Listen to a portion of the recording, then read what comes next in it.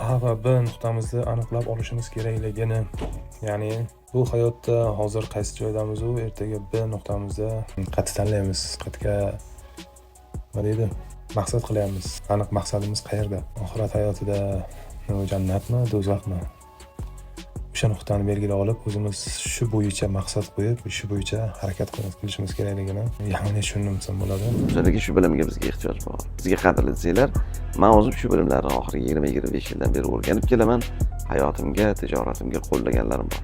Mana shu hamma bilimni eng mag'zini sizga o'rgatsak, qiziqmi? Qadrlimi? Zo'r bo'lar deysizmi? Unda yozib oling. 12-13 fevral Toshkent vaqti bilan 20:00 da mana shu bilimni eng mag'zini do'stlashamiz. Nima qilish kerak deysizmi? Video tagida tugma turibdi. Tugmani bosib Telegram kanalimizga qo'shila olasiz. Rejaga kiritasiz. Darsimiz onlayn bo'ladi. Ramazon oldida bizdan hadya bo'ladi, bepul bo'ladi. Faqat повтор berilmaydi.